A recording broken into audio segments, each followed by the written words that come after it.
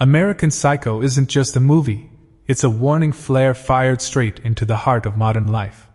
More than 2 decades after its release, its grip hasn't loosened. In fact, it's tightened. Scroll through YouTube thumbnails, Twitter icons, or Instagram feeds and you'll see Patrick Bateman staring back. Immaculate suit, dead stare, the perfect corporate phantom. The memes spread endlessly because the film taps into something few stories dare to touch: the fractured inner world of modern men. American Psycho is unsettling not because of its violence, but because it dismantles our sense of reality. It exposes what happens when a person hides behind curated personas, when opinions are borrowed instead of formed, when individuality dissolves into the monotony of city grids and fluorescent offices. The film strips away the veneer of postmodern life, a world where people dress alike, speak in clichés, parrot fashionable beliefs, and where the same synthetic smiles over hollow, starving identities. That's why American Psycho feels less like satire and more like antidote, an antidote to a culture choked by performative outrage, emotional repression, and the numbing distractions that pass for meaning. And if that sounds exaggerated, the film will make its case soon enough. The opening scene seems simple: a luxurious restaurant, waiters speaking with identical scripted politeness. Then the camera reveals Bateman and his Wall Street peers trading empty chatter. At first glance, it's harmless. But this is the key that unlocks the entire film. Nobody in this world truly knows anyone else. They don't see each other, only each other's masks. Their lives are a carousel of facades. The next scene pushes this idea further. At a nightclub, Bateman heads to the bar, where he's met by a harsh, indifferent bartender. Her coldness triggers the first glimpse of Bateman's hidden voice, the chilling internal monologue that spills out like poison. Yet she doesn't hear him. It's as if it's all in his head. This moment crystallizes the film's true focus, the tension between the persona and the shadow self. This theme isn't new. It's been woven into stories since ancient times. Angels and demons, light and dark, yin and yang. These are psychological metaphors that explain both individual development and societal decay. The truth is simple but terrifying. To become a complete human being, you must confront and integrate the monster within, not bury it under polished etiquette and corporate smiles. That's the tragedy of Patrick Bateman. His public persona, the disciplined, well-groomed, socially acceptable mask, is violently split from his shadow self. And as the film unfolds, the divide widens into something catastrophic. The film then cuts to the now iconic sequence of Bateman's morning ritual. His temple of creams, masks, exfoliants, ice packs, and perfectly calibrated grooming steps. It's almost ceremonial. But the point isn't hygiene, it's symbolism. The scene exposes the absurd lengths we go to in constructing a polished public persona. Every layer of product is another layer of denial, a way of hiding the raw, unfiltered self beneath. There is an idea of Patrick Bateman, he reminds us, an outline, a construct, something that looks like a person but lacks the substance of one. An abstraction masquerading as a man. And the film mirrors this notion everywhere. The cityscapes are filled with sterile skyscrapers that look cloned. The offices inside them are indistinguishable boxes humming with artificial light. And the people, dressed the same, speaking the same, performing the same rituals of corporate obedience, move like synchronized ghosts through a world that has forgotten how to feel. The cinematography reinforces this droning monotony. Postmodern America becomes a maze of boxes. The box you sleep in, the box you work in, the box you ride to work in. A system that demands productivity but starves the spirit. Authentic behavior is stifled, frowned upon in boardrooms, mocked in social circles, and eventually unlearned altogether. Everyone wears clothes they didn't choose, clocks into jobs they feel nothing for, and spends every week trying to patch the void left by a life that's been stripped of meaning. This is the warning at the heart of the film. Immerse yourself long enough in this sterile culture, one that prizes lukewarm morality and surface-level politeness, and you lose the ability to integrate your shadow self. Nietzsche argued that this integration is essential for genuine growth. To go beyond good and evil, you must remove the mask, confront your darker impulses, and transform them into strength. That requires assertiveness, agency, and honest self-expression, traits that society now treats as liabilities rather than virtues. And when a culture punishes authenticity and rewards conformity, the consequences eventually break through the cracks. American Psycho captures this rupture with unnerving clarity. We see it in the next sequence, where Patrick accompanies his fiancée on yet another night out. Their relationship is clearly performative, a social mask maintained not out of affection but out of necessity. Because I want to fit in, Bateman admits. That's the real engine driving their lives, conformity disguised as companionship. Inside the restaurant, everything is played for shallow laughs. Bateman's friend openly kisses his wife. Bateman barely notices, because he's entangled in his own affairs with a woman too intoxicated to engage with reality. For these characters, the release of the shadow self doesn't come through introspection or growth. It comes through immediate gratification, through drugs, sex, and frantic attempts to feel something, anything. And hovering over it all is Bateman's absurdly earnest corporate speech about social justice, denouncing racism, promoting civil rights, championing equality. He recites these lines with robotic precision, a hollow monologue meant to signal virtue rather than embody it. It's the perfect satirical touch, a man devoid of empathy delivering a flawless sermon on compassion. Bateman's speech about returning to traditional moral values is one of the film's most ironic moments. He delivers it with perfect corporate sincerity, but it's pure performance. Another mask he's required to wear to survive in a culture that mass-produces personalities like products. In this world, the safest path is to hold bland, frictionless opinions. Anything more honest risks breaking the illusion.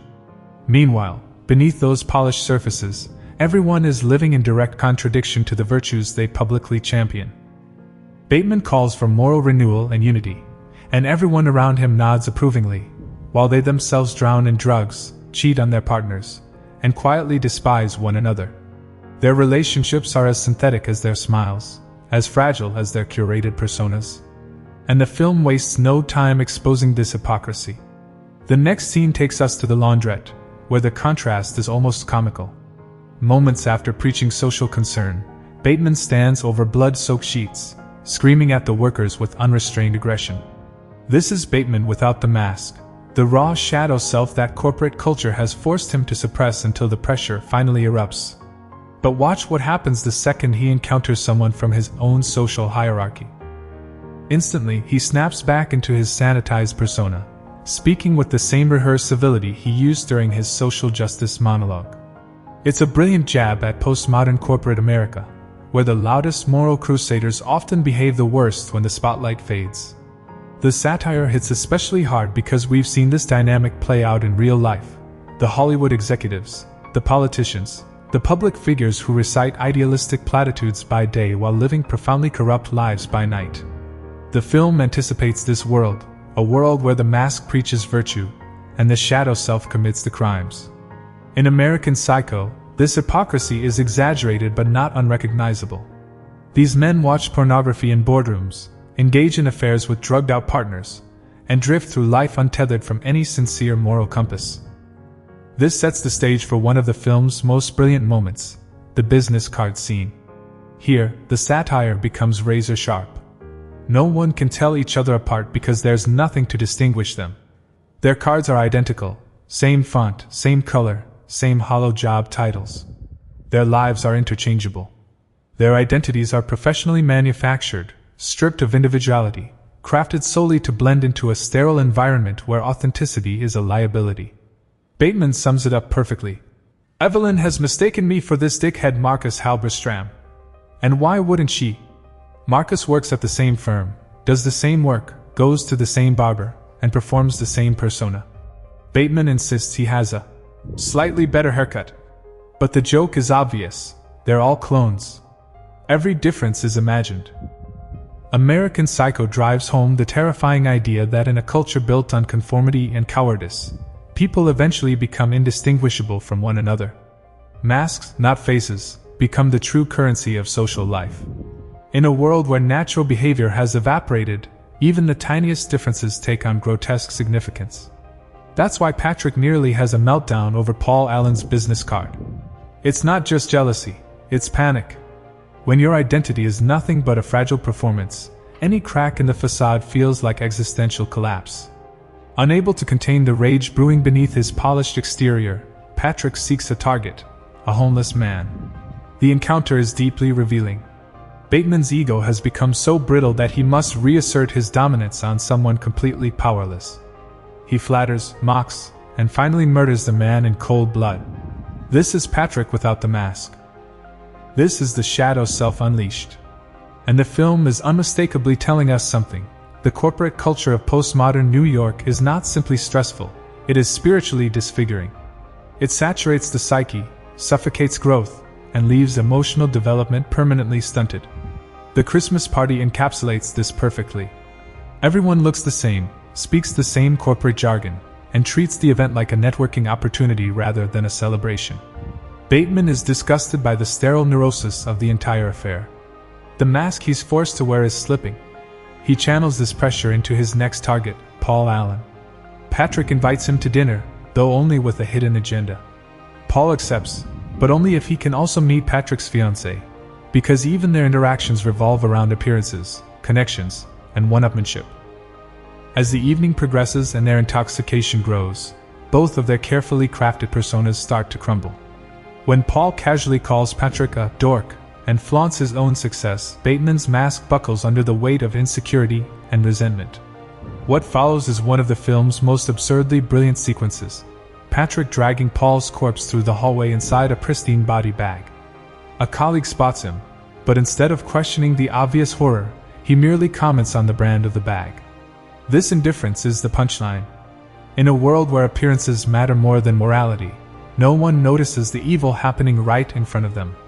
Or worse, they notice, but don't care. Then, without warning, the narrative snaps back to Patrick sitting in his office the next morning, calm, listening to music, as if the entire event might have been a hallucination. This cyclical structure is deliberate. The daily monotony cracks him open, and the nightly fantasies, or crimes, depending on how you read the film, act as the release valve. This is why the murders function so powerfully as metaphor. They represent Bateman's shadow self clawing its way out of the suffocating conformity that's eroding his identity.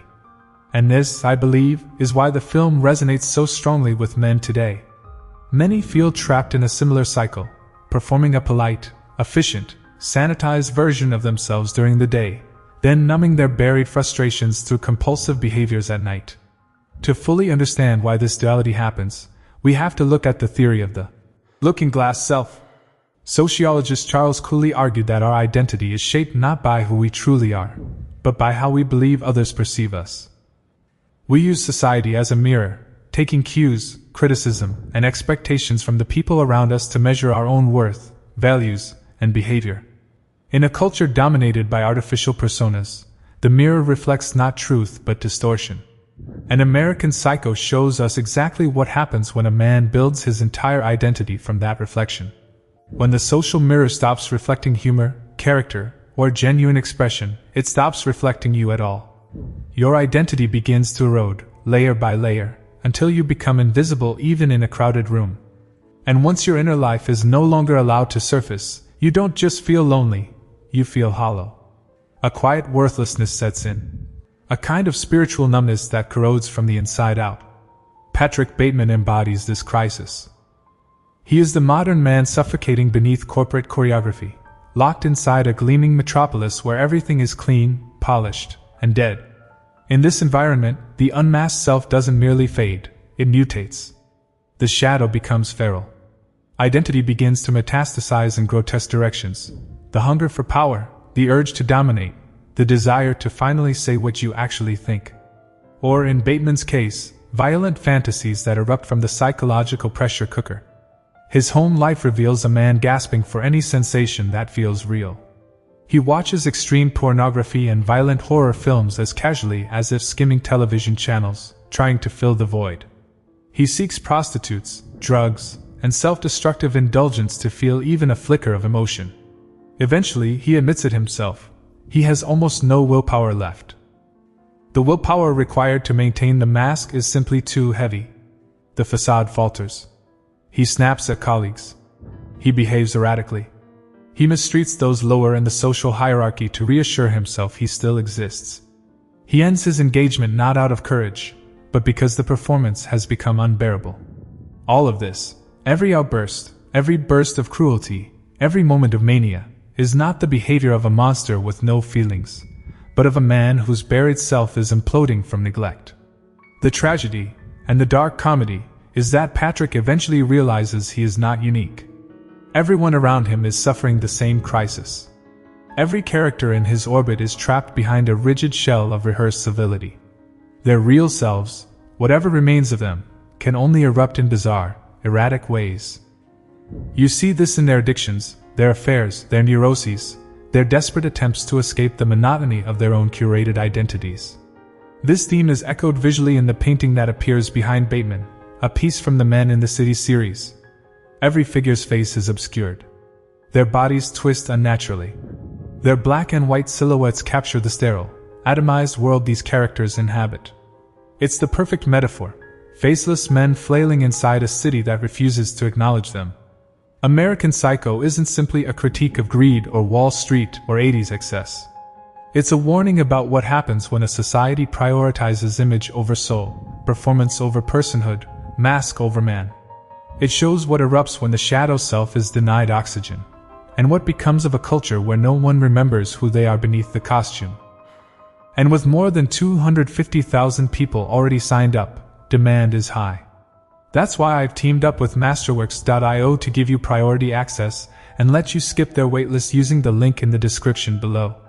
All of this sets the stage for the film's climax, where Bateman spirals into a complete psychological collapse. His mind snaps, plunging him into a fully psychotic state where he imagines feeding a cat into an ATM, shooting police officers, and gunning down anyone who crosses his path. But with every explosion exaggerated, every victim inexplicably unharmed, and the world around him remaining eerily unchanged, the film is pointing us toward one truth: none of this is real.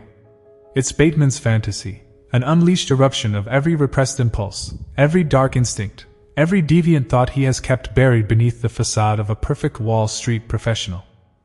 In other words, it's the extreme fantasy of a man imagining a world where he's finally free to release his shadow self. But it's in the real world that his repression reaches its true breaking point, during his final phone call, when his emotional collapse finally spills into the open. And yet, no one cares. His lawyer doesn't recognize him. His colleagues continue their shallow conversations. The people around him remain indifferent. The culture remains uncaring. And the cycle of repression simply resets itself. This blunt, almost anticlimactic ending is far more disturbing than any of Bateman's imagined killings, because it's real. The masks we wear, the quiet desperation so many endure, the suffocating demand to conform to an empty culture, all of it reflects a modern world that has taught us to fear those who think differently, to silence them, to smother them beneath a blanket of numb, mass-produced, hollow plastic culture that offers nothing but hostility toward authenticity.